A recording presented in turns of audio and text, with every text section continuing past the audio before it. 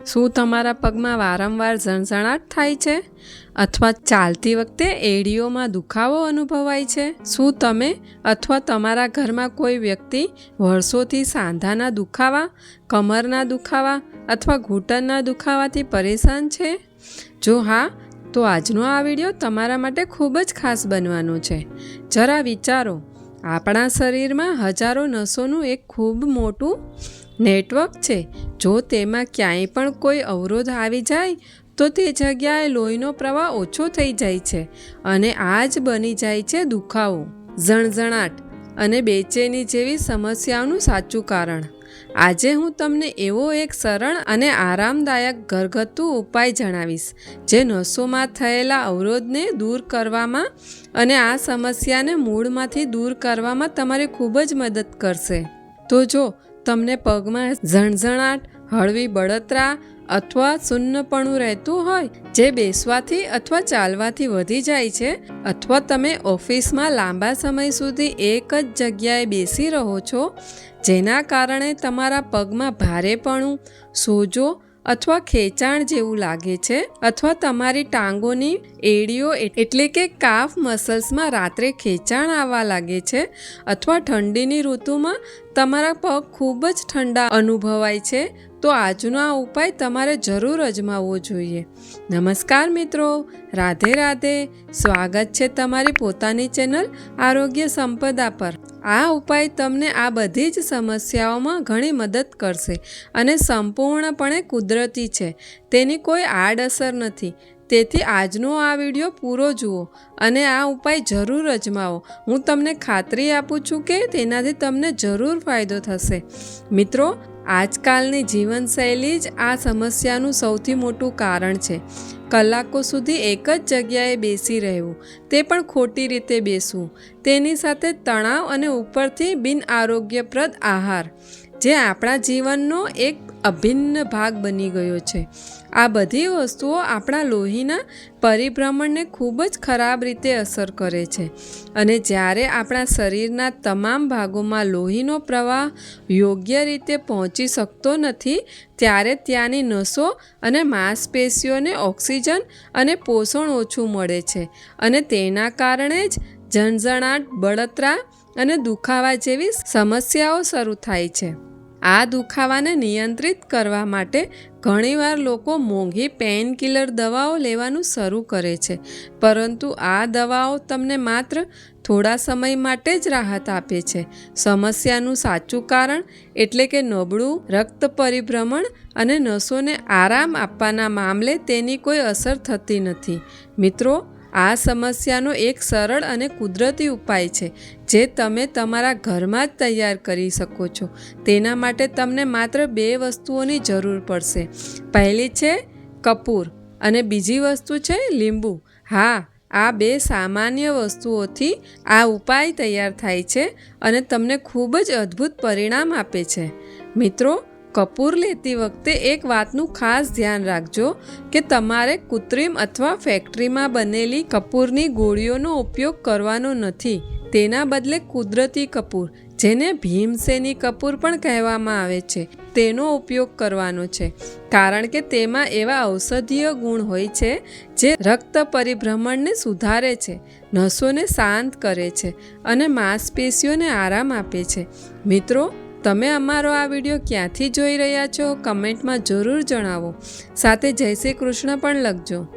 લીંબુની વાત કરીએ તો તે તેના સોજા ઘટાડતા અને શરીરને શુદ્ધ કરવામાં મદદરૂપ ગુણો માટે જાણીતું છે. તે ત્વચાના રોમ છિદ્રોને ખોલે છે અને નબળી તથા થાકી ગયેલી નસોને સારી રીતે કામ કરવામાં મદદ કરે છે. પરંતુ માત્ર એટલું જ નહીં, તેના બીજા પણ ઘણા છુપાયેલા ફાયદા છે જેના વિશે કદાચ તમે ક્યારેય વિચાર્યું પણ નહીં હોય. તેના વિશે આપણે આગળ વાત કરીશું, પરંતુ તે પહેલાં ચાલો જોઈએ કે આ ઉપાય કેવી રીતે બનાવવો અને તેનો ઉપયોગ કેવી રીતે કરવો. આ ઉપાય તમને 4 સરળ પગલાંમાં બનાવી શકો છો. પહેલું પગલું છે પાણી ગરમ કરવાનું. એક મોટા વાસણમાં લગભગ 2-3 લીટર પાણી લઈ લો. હવે આ પાણીને એટલું ગરમ કરો જેટલું તમારા પગ આરામથી સહન કરી શકે. પરંતુ એટલું ઓછું ગરમ પણ ન હોય કે તમને ગરમાહટ જ અનુભવાય નહીં, અને એટલું વધારે પણ ગરમ ન હોય તમારા પગ દાજી જાય. એટલે તમે જેટલું સહન કરી શકો એટલા સામાન્ય ગરમ તાપમાને પાણી તૈયાર કરી લો. બીજું પગલું છે કપૂરનો પાવડર બનાવવાનું. જ્યાં સુધી પાણી ગરમ થઈ રહ્યું હોય ત્યાં સુધી કપૂરના 2 નાના ટુકડા લઈને તેનો બારીક પાવડર બનાવી લો. સાથે જ એક નાની વાટકીમાં એક લીંબુનો રસ કાઢીને રાખી લો. જ્યારે આ બંને વસ્તુઓ તૈયાર થઈ જાય ત્યાર પછી ત્રીજા પગલામાં આપણે એક મિશ્રણ તૈયાર કરવાનું છે.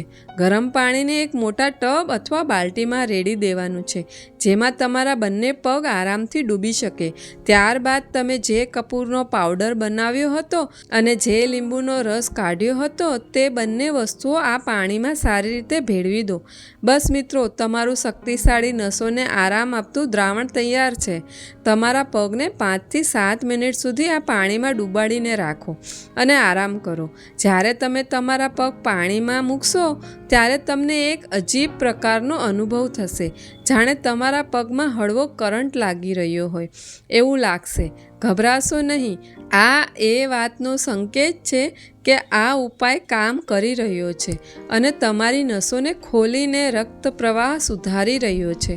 કપૂરમાં શક્તિશાળી સોજો ઘટાડતા ગુણ હોય છે, જે નસોમાં થયેલા અવરોધને દૂર કરે છે અને રક્ત પ્રવાહને ઉત્તેજિત કરે છે. જ્યારે લીંબુમાં વિટામિન સી અને એન્ટીઓક્સિડન્ટ્સ હોય છે, જે શરીરને ડિટોક્સ કરવામાં અને સોજા ઘટાડવામાં મદદ કરે છે. આ ઉપાયથી ઘણા લોકોને પગમાં થતો ઝણઝણાટ, ખેંચાણ અને થાકમાં ખૂબ ઝડપથી રાહત મળે છે. જો તમે લાંબા સમય સુધી ડેસ્ક પર બેસીને કામ કરતા હો તો આ ઉપાય ખાસ કરીને તમારા માટે ખૂબ જ મદદરૂપ થઈ શકે છે. આટલું જ નહીં, આ ઉપાયના ઘણા વધારાના ફાયદા પણ છે, જેમ કે તે તમારી ફાટેલી એડીઓને રાહત આપે છે, તેને સારી કરવામાં મદદ કરે છે અને માત્ર 3 થી 4 અઠવાડિયામાં તમારા પગની મૃત ત્વચાને દૂર કરીને તેને મુલાયમ અને સુંદર બનાવી દે છે.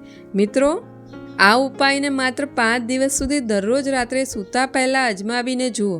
તમારા દુખાવામાં અને શરીરમાં જે સકારાત્મક ફેરફાર તમે અનુભવશો તે પછી તમને આશ્ચર્ય થશે કે આટલો સરળ ઉપાય કેટલો શક્તિશાળી હોઈ શકે છે. હા, આટલો સરળ ઉપાય આટલું સારું કામ કરી શકે છે એ વાત પર ઘણીવાર લોકોને વિશ્વાસ થતો નથી.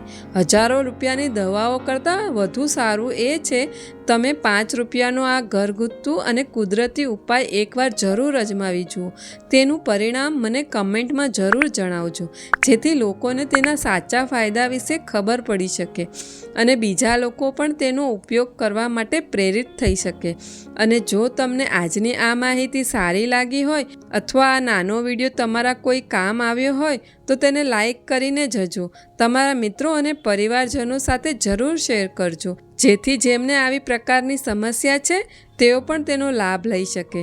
મળીએ એક નવા વિડીયોમાં. ત્યાં સુધી પોતાનું ધ્યાન રાખજો. હસતા રહો, સ્મિત કરતા રહો. રાધે રાધે.